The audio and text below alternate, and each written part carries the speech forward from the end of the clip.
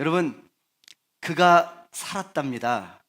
그가 죽지 않아서 저 애굽의 총리가 되어서 세상을 호령하고 있다는 소식을 아버지 야곱이 듣게 되었습니다. 야곱은 꿈에서도 잊을 수 없었던 그 요셉의 소식을 듣게 돼요. 이 소식은 그냥 덤덤하게 받아들이기에는 너무나 야곱에게, 아버지에게 있어서는 죽었던 아들이 살아있다니, 심지어 저 애굽이라는 큰 땅에 총리가 돼 있다니 라는 소식에 굉장한 충격을 받았을 것입니다. 그 충격에 야곱은 몸져 눕게 되지요. 그리고 요셉이 보냈다고 하는 최고급 수레를 보고서야, 요즘 말로 하면 최고급 승용차를 보낸 거예요. 그리고 벌떡 일어나고 기운을 차리게 됩니다. 드디어 야곱은 가나안 땅을 떠났고 애굽에 도착했어요. 누구 만나러? 죽을 줄만 알았던 요셉을 직접 만나기 위해서 갔습니다. 아버지 야곱은 요셉의 목을 끌어안고 뜨거운 눈물을 하염없이 흘리면서 이렇게 외치죠. 나는 지금 죽어도 여한이 없구나 라는 것입니다. 사랑하는 성도 여러분, 너무나도 피곤하고 험난한 인생을 살고 있는 우리들, 저와 여러분, 우리 모두에게 이 야곱이 아버지가 누렸던 이런 기쁜 복음이, 기쁜 소식들이 들려주면 얼마나 좋을까라는 생각을 제가 해보게 되었어요. 우리 사랑하는 김지사님, 이지사님, 최지사님, 박지사님, 노지사님, 정지사님, 윤지사님 등등, 여러분, 우리 사랑하는 세종중부 모두의 그 기도 제목들이, 제가 그것을 가지고 새벽마다 이름 불러 기도하는데, 여러분, 그 모든 기도 제목들이 이런 오늘 야곱이 들었던 기쁜 소식처럼 여러분 응답되었다고, 할렐루야, 그런 기쁜 소식이 들려주면 얼마나 좋을까라는 그런 마음을 가지고 또 한 주간 간절히 사모하며 기도하였습니다. 우리는 이 시점에서 요셉을 자세히 한번 살펴볼 필요가 있어요. 왜냐하면 요셉은 정말 우리가 본받고 닮아야 하는 그런 성경의 인물 중에 인물이기 때문입니다. 요셉은 어떤 사람이었냐? 한마디로 가슴은 뜨거웠지만 머리는 냉철했던 사람이었다라는 것이에요. 창세기를 읽어보면 요셉이 얼마나 많은 눈물을 흘렸는지 몰라요. 그는 감정을 억제하지 못하고 많이 울었던 굉장히 감정적인 사람이었어요. 뜨거운 가슴을 가진 사람이었어요. 그러나 동시에 요셉은 머리가 굉장히 냉철했습니다. 그는 그 뜨거운 눈물과 함께 굉장한 냉철한 판단력으로 머뭇거림 없이 아버지와 형제들을 고센 땅으로 인도해 내거든요. 그리고 형제들을 다 불러놓고 다음과 같은 지시사항을 내립니다. 이걸 꼭 형님들 지켜줘야 돼요. 혹시 저 애굽의 바로 왕이 형님들의 직업이 뭐냐고 물어본다면 이렇게 대답하세요. 우리 집은 대대로, 우리 집안은 목축업을 하는 사람들입니다 라고 말하시기 바랍니다. 그래서 양과 소와 모든 짐승을 다 끌고 이곳에 왔습니다 라고 말씀하셔야 돼요. 애굽 사람들은요, 목축을 소중히 여기는 사람들이기 때문에 형님들에게 분명히 좋은 땅을 줄 거예요. 목축업을 하기에 굉장히 좋은 저 고센 땅을 내어 줄 거기 때문에 꼭 이렇게 대답을 해야 됩니다 라고 말했다는 것이죠. 그리고 요셉은 바로에게 형제들에게 소개할 때 모든 형제들을 다 데리고 가지 않아요. 요셉의 형제들이 11명이잖아요. 근데 11명을 다 데리고 가서 내 형들이라고 왕에게 소개하지 않고, 여러분 2절을 나중에 읽어보시면 오직 5명만 뽑아가지고 간추려가지고 바로 왕 앞에 데리고 간다는 것이죠. 굉장히 다 계산이 되어 있다는 것이죠. 전략이 있다는 거예요. 요셉이 왜 그랬을까요? 요셉이 보기에 저 가나안이라는 저 못 사는 땅에서 온 형들의 모습이 그리 좋아 보이지 않았다는 것이거든요. 그 당시에 애굽은 어떤 땅이냐면 초강대국이었어요.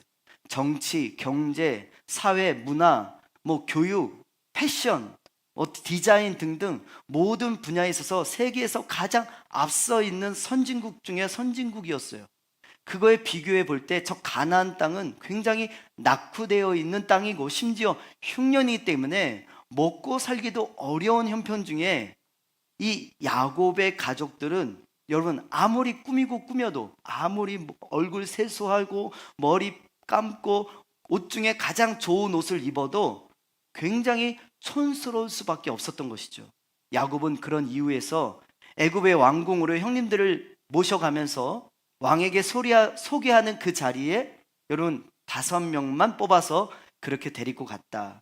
물론 우리가 누가 뽑혀가지고 데리고 갔는지는 알 수 없지만 여러분 11명의 형제들 중에 그래도 말을 제일 논리 있게 잘하고 좀 덜 촌스러운 그런 형제 5명을 뽑아서 데리고 가게 했다는 것이죠. 형제들은 요셉이 가르쳐준 말을 따라 해서 바로 왕 앞에 바로 왕으로부터 고센 땅을 받아냅니다. 형제들의 인세가 끝난 다음에 요셉이 자기 아버지 야곱을 인도하여 그리고 바로 왕 앞에 서게 하거든요. 이제 형제들이 아니라 아버지를 소개하는 차례예요. 그리고 오늘 본문 7절에서 10절 말씀 보면 이제 야곱과 애굽의 바로 왕과 서로 대화하는 내용들로 채워집니다. 그런데 대화를 나누는 야곱의 모습에서 우리 하나님 앞에서 우리가 과연 어떻게 살아야 되는가?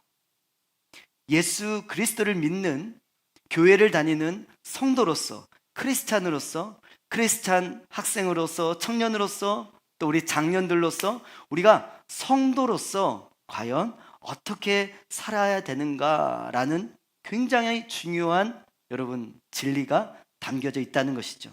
세상에서 제일 높은 사람 중에 높은 사람 애굽의 왕 앞에 서 있는 굉장히 늙고 가난하고 힘도 없고 심지어 촌스러우기까지 한 야곱의 모습을 통해 우리가 분명히 배워야 되는 하나님의 복음 그리고 우리의 인생을 살아가는 영적 원리와 진리를 여러분 깨닫는 귀한 축복의 시간이 되길 주님의 이름으로 축원합니다. 첫 번째 레슨, 인생은 험난한 나그네 여행길입니다. 인생은 험난한 여행이라고 제가 표현했는데 나그네길입니다 라는 주제입니다. 바로가 야곱을 보자마자 뭐라고 물어보냐면 야곱에게 나이를 물어요. 왜 바로 왕이 야곱 아버지를 보자마자 그의 나이를 물어봤을까? 그 이유는 야곱의 나이가 굉장히 많아 보였기 때문에 물어봤겠죠. 바로가 야곱을 보아하니 한눈에도 나이가 매우 많아 보이는 노인네인 거예요. 그래서 물어보는 거예요. 노인장, 연세가 어떻게 되십니까? 오늘 본문 9절 말씀 다 같이 한번 읽어볼게요. 앞에요. 시작. 야곱이 바로에게 아뢰되 내 나그네 길의 세월이 130년이니이다. 내 나이가 얼마 못되니 우리 조상의 나그네 길의 연조에 미치지 못하나 험악한 세월을 보내었나이다 하고, 여기서 우리는 야곱이 자신이 살고 있는 인생에 대해서 성도는 어떻게 생각할 수 있는가를 분명히 알 수 있어요. 첫 번째는 야곱은 자기의 인생을 나그네 길입니다 라고 표현을 했다는 것이죠. 저는 여행이라고 이야기했지만 생각해보면 여러분 굉장히 위대한 신앙의 고백이라는 거예요. 성도의 굉장한 고백이라는 거예요. 사랑하는 성도 여러분, 인생은 뭡니까? 나그네 길입니다. 여행입니다. 소풍과 같습니다. 인생은 나그네 길이다 라고 하는 고백은 도대체 어떤 의미일까요? 그것은 이 세상에서의 우리의 인생은 여러분 영원하지 않다라는 것입니다. 모두가 다 이 인생은 왔다 거쳐가는 여행길이고 소풍과 같은 곳이다 라는 것이죠. 여러분 여행 가면 결국은 돌아오잖아요. 이번 연휴 때도 우리 성도들 중에 많은 분들이 여행을 갔더라고요. 해외로도 가고 국내로도 가고 뭐 제주도로도 가고 많이들 다녀오셨는데 결국은 왔어요, 안 왔어요? 예, 다 오셨잖아요. 우리 세종중부교회도 우리 하나님 아버지 집인데, 그쵸? 다 명절에 고향으로 갔다가 어디로 오셨어요? 예, 우리 세종중부 아버지 집으로 돌아오셨잖아요. 마찬가지라는 거예요. 인생은 여행이에요. 나그네 길이에요. 잠시 피크닉, 소풍, 여행 온 거예요. 여기서 영원히 살지 않을 거예요. 우리는 다 여러분 본향, 우리의 고향, 우리의 홈, 집인 천국에 가야 될 줄 믿으시길 축원합니다. 이 땅의 삶이 영원한 삶이 아니다라는 것이 우리가 성도로서, 믿는 자로서, 크리스찬으로서 기억해야 될, 붙들어야 될 삶의 진리인 줄 믿으시길 바랍니다. 모세는 우리에게 이야기해요. 인생이 70이요 강건해도 80이라고 해요. 그런데 그런 인생이 얼마나 빨리 가는지 뭐라고 표현하면 인생이 쏜살같이 날아가더라 라고 표현하고 있어요. 인생은 짧은 여행이라는 것이죠. 긴 여행이 아니에요. 짧은 잠시 왔다 금방 가야 될 것이에요. 우리 모두는 시한부 인생을 삽니다. 모두는 죽음을 경험해요. 죽음을 피해갈 수 있는 사람은 아무도 없잖아요. 여러분, 하나님의 심판의 때가 분명히 있습니다. 하나님 앞에 배울 때가 분명히 있을 거예요. 지금은 잘 못 느껴도 분명히 하나님 앞에 우리가 서서 하나님의 심판을 따라 예수를 믿는 자는 천국을 가고 예수를 끝까지 부인하고 하나님을 왕으로 모시지 않는 자는 지옥에 가는 그런 일이 반드시 있다는 거예요. 그게 죽음이라는 것이죠. 여러분, 하룻밤 머물다 가는 것이 인생과 같다라는 표현이 있더라고요. 그래야 이사야 선지자는 인생은 뭐라고 하냐면 풀과 같고 인생이 누리는 영광은 풀의 꽃과 같은데 풀은 너무나 쉽게 마르고요.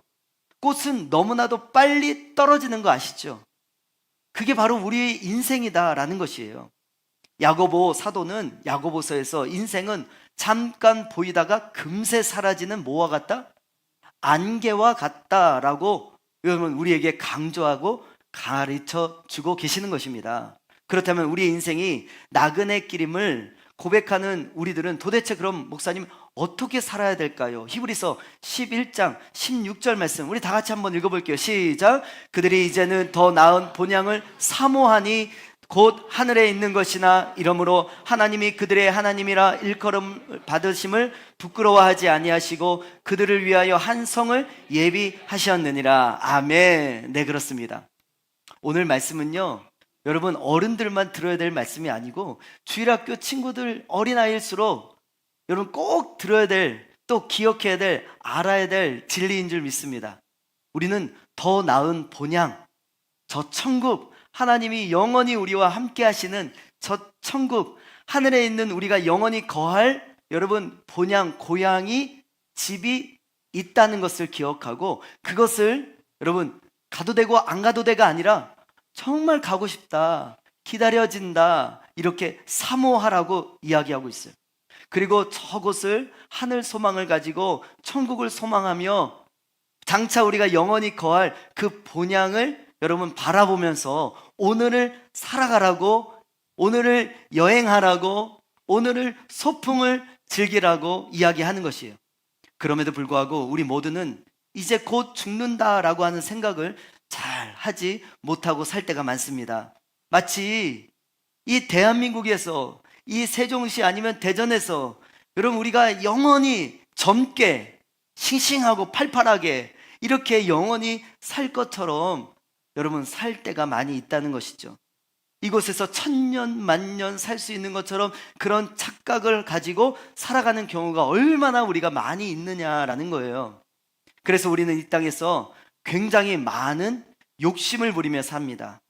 재물의 욕심, 돈 욕심. 이 땅에서는 돈 없으면 못 살아. 그래서 돈. 직업도 돈 많은 버는 직업. 무엇을 해도 돈을 많이 가질 수 있다면 괜찮아. 하나님의 말씀에 부합하던 안 하던 아무 상관없어. 돈만 많이 벌면 돼. 남자친구, 여자친구 성격이 좀 뭐 하면 뭐해. 돈이 많이 있으면 돼.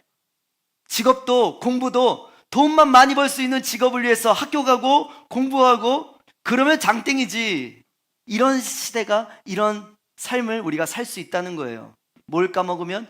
본향이 있다는 것을 까먹으면, 인생은 마지막이 있다는 것을 까먹으면, 저 천국이 있다는 것을 우리가 잊고 산다면 그렇게 돈 욕심 부리며 이 땅의 욕심을 부리며 세상의 권력의 욕심을 부리며 또 세상에서 많은 이들에게 인정받고 유명해지는 명예의 욕심을 가지며 살아간다는 거예요.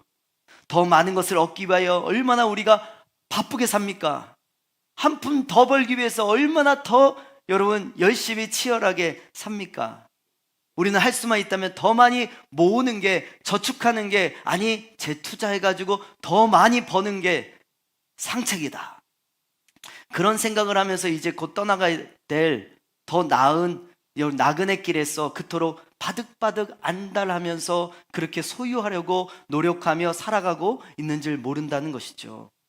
그러나 베드로 사도는 우리에게 이렇게 경고하네요. 베드로전서 2장 11절 한번 읽어볼까요? 시작.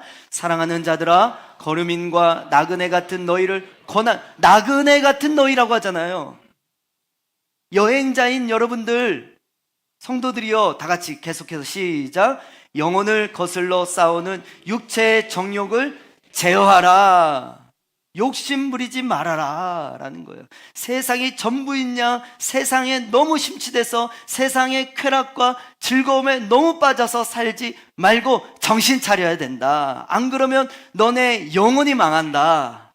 영혼이 망한다 라고 말한 거예요. 모든 게 다 헛수고인 인생 살게 된다. 우리의 영혼을 피곤하게 만들고 우리의 영혼을 죽이는 내 육체의 정욕을 제거해야 된다. 정신없이 매일매일 바쁘게 살아가고 계신 우리 사랑하는 성도 여러분, 열심히 잘 살고 있는 거 알고 있어요.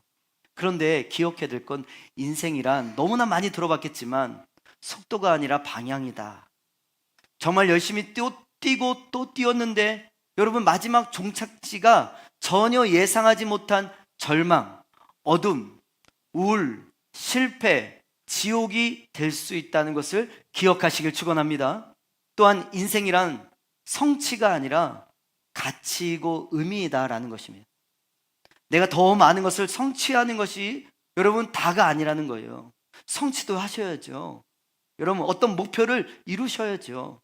그런데 그게 전부가 되면 여러분 굉장한 여러분 공허함 속에 빠질 수 있다는 거예요. 인생은 의미가 있어야 됩니다. 아무리 부자여도 여러분 의미가 없는 인생은 헛수고의 인생이 될 것이고, 여러분 깊은 절망과 좌절과 여러분 낭망 속에 빠지는 인생이 될 수 있다는 거예요. 아무리 가난해도 의미 있는 삶, 가치로운 삶을 살면 누구보다, 가진 사람보다 더 행복한 삶을 살 수 있다라는 것입니다. 의미 없는 성취는 허무한 것이고, 나의 성취를 위해 주위에 있는 소중한 사람을 상처 입히고 죽일 수도 있다는 사실을 결코 잊지 마시길 축원합니다. 또한 인생은 쾌락보다 더 중요한 게 있으니 그것은 바로 감동을 주는 것입니다. 돈이 너무나 중심이 되고 중요한 시대 가운데 부자는 부러움의 대상이 될 수는 있지만 결코 존경을 받진 못해요. 이 시대는 부자의 쾌락보다 사랑과 섬김을 통해 주는 감동에 목말라 있구나라는 것을 우리가 결코 잊지 마시길 바랍니다. 또한 인생이란 소유가 아니라 결국 나누는 것입니다. 소유하려고 할 때 사람은 불행해질 것이에요. 외로워질 것이에요. 하지만 나누기 시작할 때 여러분 진정한 놀라운 기쁨과 행복을 누리게 된다는 사실 믿으시길 간절히 주님의 이름으로 축원합니다. 이런 분명한 나그네 인생의 기준을 가지고 살아갈 때 우리는 우리의 영혼을 상하게 하는 육체의 정욕을 오늘 본문에서는 제어할 수 있다라고 성경이 증거하는 것이죠. 미국이 처음 세워질 때 건국의 아버지요, 미국의 100달러짜리 현찰, 그 현찰에 그림이, 사진이 그려져 있는 벤자민 프랭클린이라는 사람이 다음과 같은 유명한 말을 남겼더라고요. 인생의 비극은 우리는 너무 일찍 늙고 또한 너무 늦게 현명해진다라는 것이다 라는 이런 안타까움을 표현했더라고요. 사랑하는 성도 여러분, 우리 모두가 오늘 본문 말씀을 통해서 여러분 하나님의 음성이 들려지길 소원합니다. 아니 들려질 뿐만 아니라 믿어지길 간절히 소망합니다. 이제 그 인생의 자리에 잠시 멈춰서서 한번 생각해 봐야 될 것이에요. 지금 여러분들은 하늘 본향을 향해서 저 천국이 있다는 걸 정말 믿으십니까? 여러분 이 땅이 전부가 아니라 잠시 왔다 가야 될 우리의 영원한 저 천국이 영원히 우리와 함께하는 하나님이 기다리고 계심을 여러분 믿습니까? 인생은 죽음이 있고 하나님 앞에 서야 되고 하나님 앞에 심판을 받아 여러분 나누어진다는 사실을 여러분 정말로 믿습니까? 사랑하는 성도 여러분, 인생은 성취가 아니라 의미입니다. 지금 여러분이 이루고자 하는 일들이 과연 여러분에게 하나님이 주신 사명입니까? 하나님을 위해서 공부하고 있나요? 아니면 단순하게 먹고 살기 위해서, 직업을 갖기 위해서, 아니 직업도 상관없어, 돈만 안정적으로 잘 보면 돼 라는 그런 목표로 내 남자친구, 여자친구, 내 배우자를 고를 때도 결국은 안정적이냐 아니냐 이것만이 전부인, 여러분 결정을 하고 있진 않나요? 그런 전공을 하고 있진 않나요? 하나님께서 내게 잘하는 것은 무엇이었는가? 하나님 내게 무슨 은사를 줬는가? 재능을 줬는가? 이런 고민 없이, 이런 하나님 앞에서 내 직업과 전공과 내 앞으로의 사는 모든 돈의 씀씀이를 고민해 보지 않은 채 살고 있진 않나요? 내가 무엇을 위해 먹고 살고 있고 무엇을 위해 모으고 있고, 아니 중요한 것은, 모으는 것보다 더 중요한 건 과연 나는 어디에 나누는 일에, 이웃을 사랑하는 일에 시간을 쓰고 여러분의 재정을 사용하고 있나요? 하나님의 영광을 위해, 교회의 세워짐을 위해 여러분 어떤 사랑을, 어떤 수고를, 어떤 섬김을, 어떤 봉사를, 어떤 나눔을 하고 계시냐라는 것을 점검하는 오늘 이 시간이 되길 소망합니다. 세상의 쾌락보다 세상을 향해 감동을 주는 성도, 세상의 것을 소유하기보다 이미 주신 것을 나누려고 하는 성도, 그런 성도가 인생은 나그네 길, 여행길임을 고백하며 사는 그런 성도임을 기억하길 소망합니다. 야곱은 몇 살입니까? 라는 묻는 애굽 왕의 바로왕 앞에서 자기의 인생은 나그네 길의 세월 130년을 살았다라고 고백을 하고요. 한마디로 130살이에요. 그리고 나서 뭐라고 여러분 덧붙였냐면, 내가 험악한 세월을 보냈습니다. 험악한 세월을 보낸 사람이 누굽니까? 야곱입니다 라고 소개를 했다는 것이죠. 야곱 어때요? 한번 우리 그동안 배웠던 거, 그리고 큐티했던 거, 주일 설교 들었던 거 한번 리마인드 해볼까요? 야곱은 형을 속이고 거짓말쟁이였어요.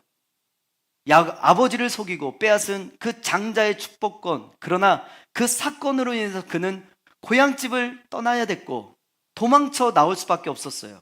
그리고 그 깊은 어두운 광야에서 돌베개를 베고 자다가 꿈속에서 베델의 하나님을 만나지요. 그리고 라반 삼촌의 집을 가게 되고 라반 삼촌의 또 사기를 당해요. 그래서 사기 결혼을 해요. 속임수에 넘어가서 무려 7년 14년 동안 여러분 고생하다가 사랑하는 여인 라헬, 그리고 그의 언니 레아를 만나서 그들 사이에서 12명의 아들을 만나는데, 야복 강가에서 있었던 생사를 건 천사와의 씨름, 그리고 형 에서와의 극적인 화해, 그러나 다시 디나 딸의 그 몹쓸 사건으로 인해서 전멸당할 뻔했던 가문의 위기를 경험하기도 하고, 결국 돌아온 베델, 그러나 자신이 가장 사랑할 수밖에 없었던 요셉이 악한 짐승에 물려 죽은 줄 알고 위로받기를 거절하며 슬퍼했던 그 길고 긴 세월들, 그 이후에 시작된 살인적인 이 흉년까지, 이런 이런 험난한 세월을 야곱이 회상하면서 바로왕 앞에 나는 130세인데 정말로 쉽지 않은 인생, 험난한 세월을 보냈습니다 라고 고백을 했다는 거죠. 그런데 사랑하는 성도 여러분, 이런 야곱의 고백이 바로 여러분 누구 이야기냐 이 말이에요. 옆집 아저씨 이야기 아니에요. 옛날에 살았던 위인의 이야기가 아니라 바로 오늘 성경은 누구 이야기냐고 말씀하는 거냐면 우리들 이야기라고 얘기하는 거예요. 우리 모두의 이야기라는 거예요. 야곱만이, 아니면 어떤 특별한 사람만이 경험하는 그런 이야기가 아니라 우리 모두가 다 험난한 세상을 살고 있다는 거예요. 할렐루야. 여러분, 우리 아들이 제가 3명 있는데요. 첫째 승우 중학교 1학년, 둘째 초등학교 2학년 하윤우, 막둥이 셋째 초등학교 가요. 6살입니다. 여러분, 아들 셋 중에 우리끼리 가족끼리 모였어요. 모여가지고 얘기를 나눴어요. 우리 중에 누가 제일 행복할까? 여러분, 누가 제일 행복하게요? 누굴까요? 당연 하준우가 세상에서 제일 행복하다. 울고 싶을 때 울고, 웃고 싶을 때 웃고, 내일이 뭐가 걱정돼요? 먹고 싶으면 주고, 뭐 씻고 싶으면 아빠가 씻어주고. 형들은 다 학교 갔다 오면 공부해야 되는데 지는 공부 안 하고 심심하다고 형들, 공부하는 형들 막 공격하고 짜증 부리고, 그러다가 졸리면 또 들어가 쑥 자고. 그리고 꼭 기도할 때, 잘 때는 불러요, 저를. 아빠 기도, 나쁜 꿈 꾸지 않게 해달라고 기도. 부르면 언제든 달려가서 기도해주고 재워주고. 세상에 제일 상팔자 6살. 우리 애들이 그래요. 너 이제 초등학교만 가봐라. 초등학교만 가봐라. 근데 우리 진우가요, 이번에 연휴가 열흘 됐잖아. 열흘. 뭐라고, 열흘이 되기 전에 한 2밤 전에 3밤 전에 엄마랑 잠에 누워서 얘기하는데 진우가 너무 막 깔깔대고 웃는 거예요. 행복하게. 자다가 누워서 저쪽 방에서 웃음소리가 너무 들려서 막 까르륵 하고 막 신났어요. 무슨 일인가 하고 다음날 물어봤더니 엄마한테 복음을 들은 거죠. 기쁜 소식. 2밤만 유치원 가면 10밤을 안 간다. 그 말에 행복해가지고. 제가 걱정이 됐어요. 유치원 생활이 어려운가? 유치원이 그렇게 힘든가? 그게 아니더라고요. 집에 오면 작은 형하고 노는 게 너무 재밌대요. 여러분, 6살짜리 유치원생도 쉽지 않습니다. 유치원 생활 쉽지 않습니다. 유치원 다녀오고 학기도 가고 뭐 학원 생활하고, 여러분 쉽지 않은 생활, 너무나 힘듭니다. 유치원에서 초등학교 1학년 돼가지고 엄청난 스케줄이 빡빡하고 쉽지 않거든요. 우리 모두가 그렇게 산다는 거예요. 야곱만 이런 드라마틱하고 험난하고 하루하루가 꼴딱꼴딱 숨 넘어가는 그런 인생이 아니라 누구의 인생이라고요? 보라는 거예요. 너희들 그렇게 살고 있지 않냐라고 이야기하라는 거죠. 이야기한다는 것이죠. 그리고 우리가 그걸 믿어야 된다는 것입니다. 학생은 학생대로 힘들고요, 청년들은 청년대로 힘들죠. 다 좋을 때다 싶지만 쉽지 않습니다. 신혼 가정이면 신혼 가정대로 힘들고, 신혼 부부면 신혼 부부대로, 또 여러분 중년이면 중년대로, 노년이면 노년대로. 여러분 쉽습니까? 버거운 인생의 무거운 짐을 매일매일 그리고 지고 살고 있지 않나요? 그 남편, 그 아내하고 함께 그렇게 사는 것이 여러분 만만치 않죠. 그 자녀 교육시키는 것, 그 자녀들 잘 돌보고 안전을 가지고 양육하는 것, 그렇게 잘 자라게 해서 결혼도 시키는 것, 결코 쉬운 일이 하나도 없죠.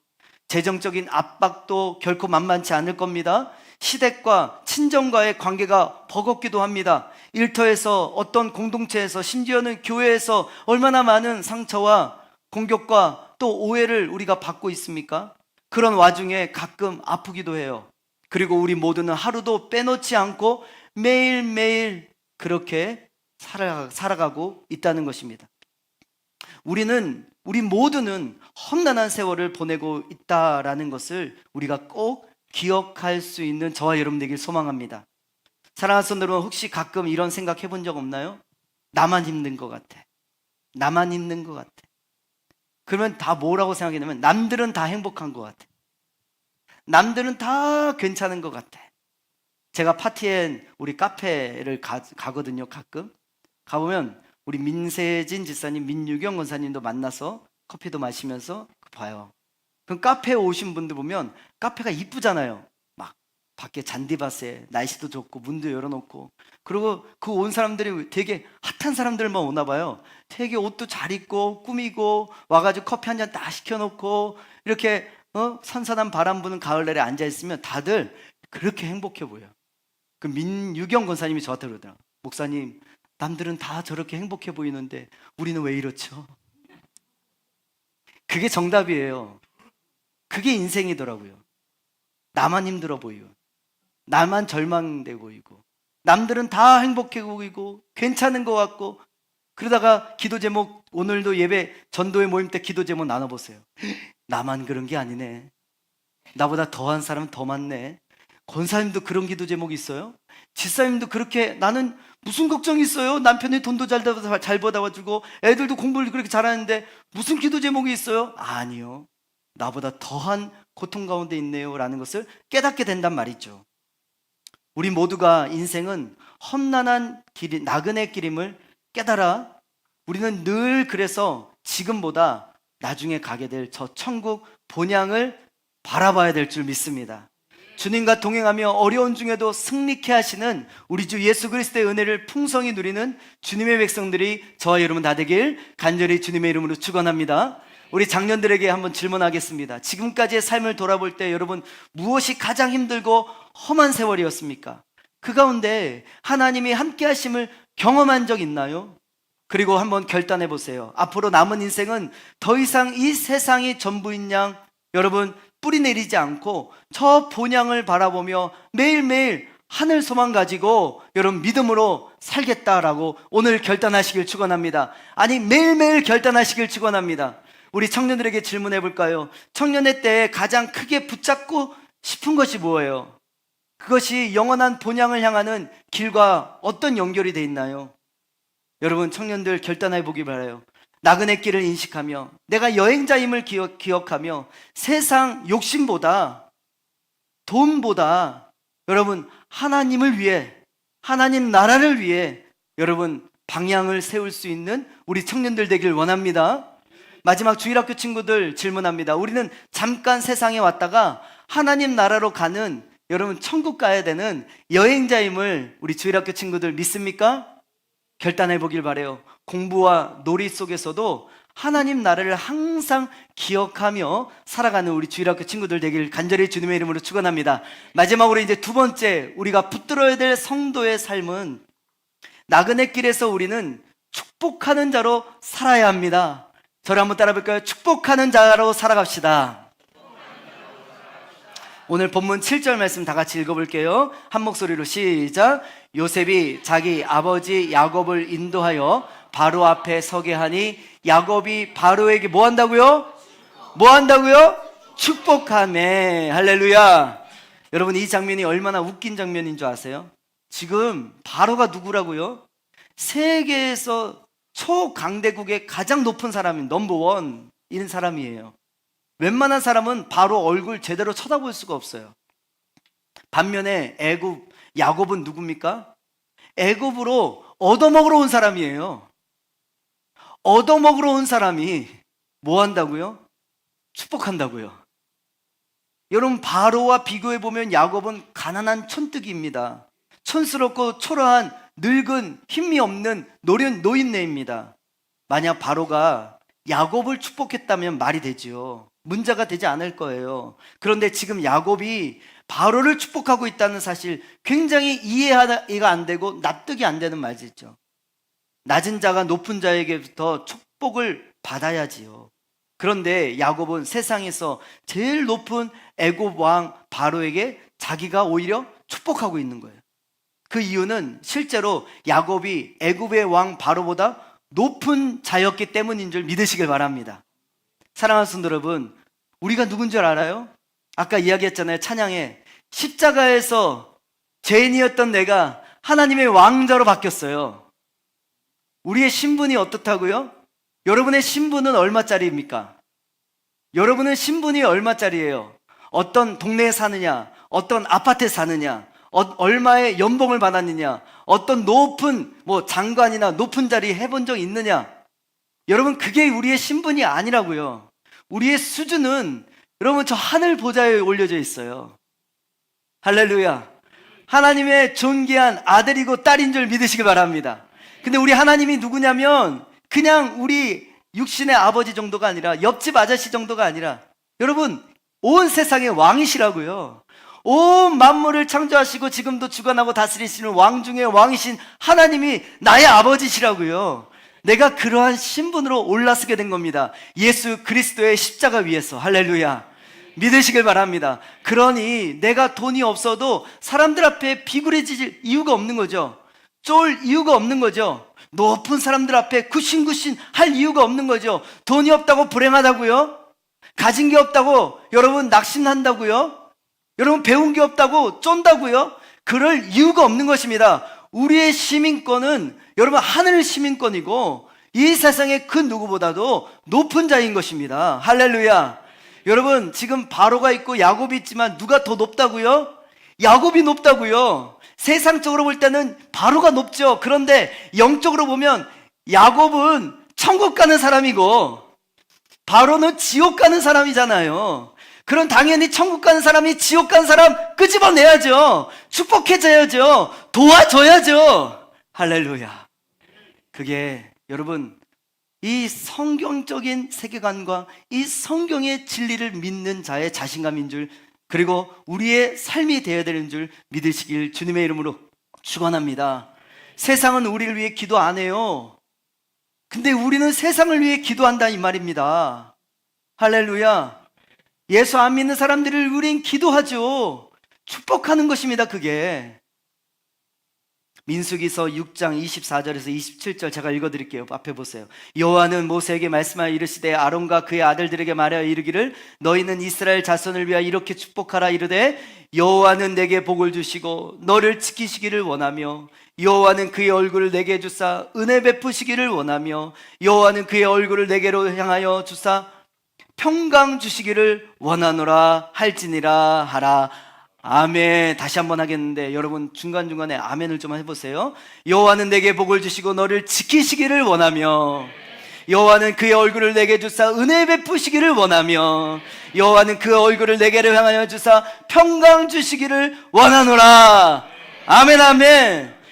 이런 하나님의 은혜와 평강이, 축복이 여러분 우리에게 있습니다. 우리에게 있으면 좋겠습니다 이게 아니라 이미 우리에게 있습니다. 여러분 우리는 이미 구원 받았습니다. 사랑 받았습니다. 생명 받았습니다. 은혜 받았어요. 받으면 좋겠다가 아니에요. 앞으로 받으면 좋겠다가 아니라 이미 받았어요. 하나님께 복이란 복은 다 받았어요. 구원의 복을 받았잖아요. 하늘의 시민권자의 복을 받았잖아요. 신분이 바뀌었잖아요. 하나님께 복을 다 받았어요. 그리고 나서 27절 뭐라고 돼 있냐? 다 같이 한번 읽어볼게요. 다 같이요. 시작. 그들은 이같이 내 이름으로 이스라엘 자손에게 축복할지니 내가 그들에게 복을 주리라. 아멘. 할렐루야. 우리는 이미 복을 받았기 때문에 이제는 예수 안 믿는 자들을 축복하고 그들을 위해 기도하고 그에게 달려가서 도와주고, 할렐루야, 그렇게 살라는 것입니다. 그러면 내가 하나님이 복을 줄게 라는 거예요. 여러분이 입술로 누군가를 축복하며 하나님이 치유해 주십니다. 여러분의 입술을 벌려서 누군가를 축복해 주시고 기도해 주시면 내가 하는 게 아니라 하나님이 하신다는 것입니다. 믿음으로 축복하는 저와 여러분 되시길 축원합니다. 험난한 여정이지만 잠시 왔다 가는 나그네 인생길, 여행자 인생길 같지만 여러분 그럼에도 불구하고 우리는 축복하며 살아야 된다 라는 것이 오늘 본문에서 우리에게 성도로 크리스찬으로서 우리가 날마다 살길 원하시는 하나님의 축복인 줄 믿습니다. 사랑하는 성도 여러분, 이 세상에 더 이상 제사장이 따로 없습니다. 우리는 다 왕 같은 제사장이 되었어요. 제사장인 목사님만 축복하고, 물론 이 안수를 받은 목사가 여러분에게 교회 질서를 위해서 축복하고 안수해서 기도하지만 우리 모두는 서로에게 왕 같은 제사장이 됐기 때문에 마음껏 기도할 수 있고 마음껏 축복해 줄 수 있는 자가 된 줄 믿으시길 바랍니다. 참으로 안타까운 것은 이런 축복이라는 단어가 한국 교회 안에 너무나 그동안 남용되었죠. 그래서 신년 축복 대성회, 축복 안수기도, 축복 헌금이니 말도 안 되는 그런 말들이 무조건 축복이라는 단어를 남용해서 쓴 것도 사실입니다. 그래서 이 하나님이 주신 축복이라는 것을 왜곡되고 우리가 잘못 복에 대한 개념을 가지고 있을 때도 있습니다. 그래서 많은 부흥 강사들이 펄쩍펄쩍 뛰면서 축복받으라고 마치 자기가 축복을 나눠주는 사람인 양 신격화되기도 하고 쉰 목소리로, 야릇한 그 목소리로 말하기도 합니다. 그리고 우리는 거기에 홀딱 빠져서 내 신앙이 왜곡되고 또 상처를 받기도 해요. 바로 한국교회를 병들게 만들었던, 우리가 정말 경계해야 될 신앙은 이런 기복신앙이겠죠. 그런데 우리는 그런 모습이 너무 싫어서, 너무 그런 모습에 염증이 생겨서 여러분 또 다른 극단으로 가버리는 그런 실수를 범하고 말았어요. 그 아름다운 축복이라는 단어가 뭐가 잘못된 것처럼, 축복이라는 단어를 나오기만 하면 알레르기 반응을 보이기도 한다는 것이죠. 사랑하는 성도 여러분, 우리는 축복이라는 단어의 남용을 분명히 막아야 됩니다. 그러나 축복이라고 하는 단어를 가지고 그 원래의 뜻을 덮어두고 서로를 위해 축복해야 될 우리의 사명을 망각하고 우를 범해서도 안 된다라는 것이죠. 우리가 주일날 이렇게 모였습니다. 함께 예배를 드리고 나서 식사 교제할 때 서로를 축복하셔야죠. 할렐루야. 한 주간도 너무 수고 많았어. 이렇게 만날 수 있으니 너무 좋다. 너무 귀하다. 잘 될 거야. 하나님이 지켜주신다. 하나님 평강해 주실 거야. 같이 기도해 줄게. 같이 옆에 있어 줄게. 오늘도 전도회 모임, 청년회 모임 하실 거잖아요. 가셔야죠.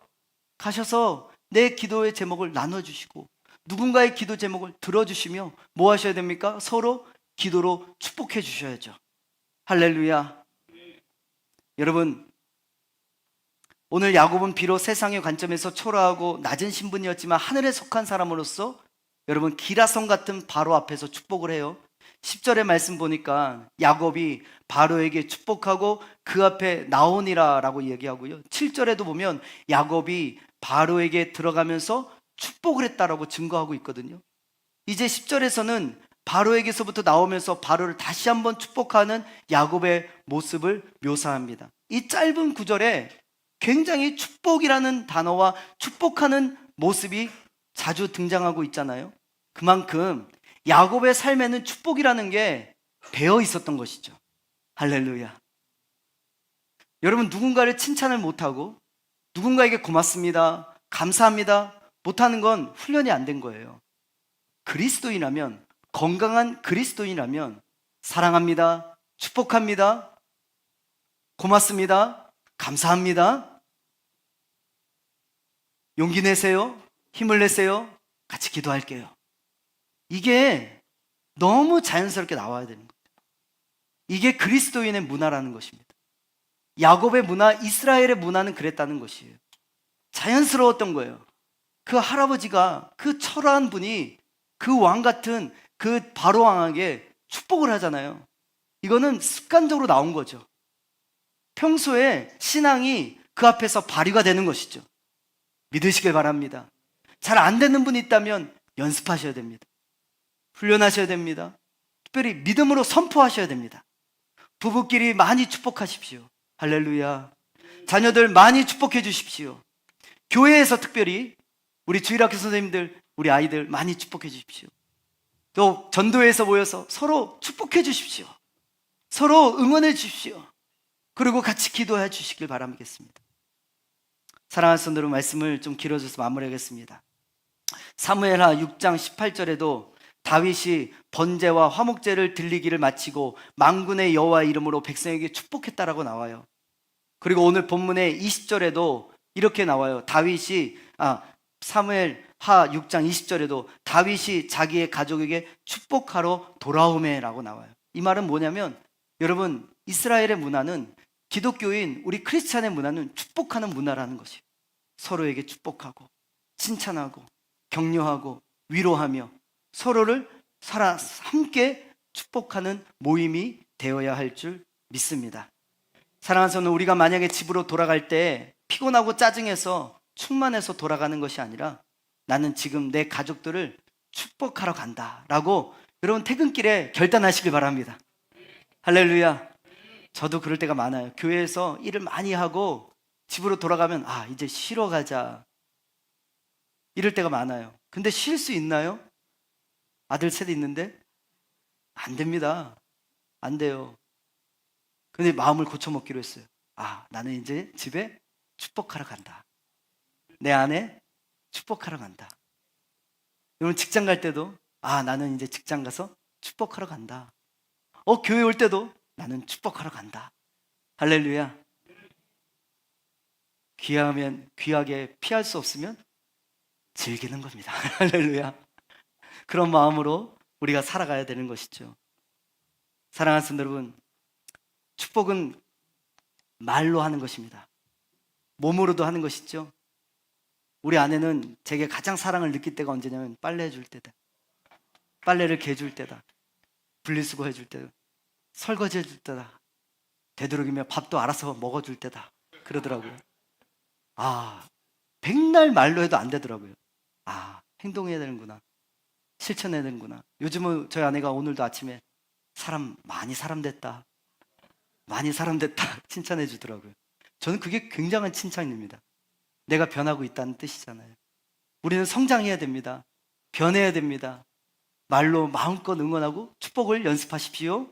뿐만 아니라 행동으로, 삶으로 이웃을 살맛나게 축복하고 행할 수 있는 그런 하나님 나라 여행자들, 저와 여러분이 다 되길 간절히 주님의 이름으로 축원합니다.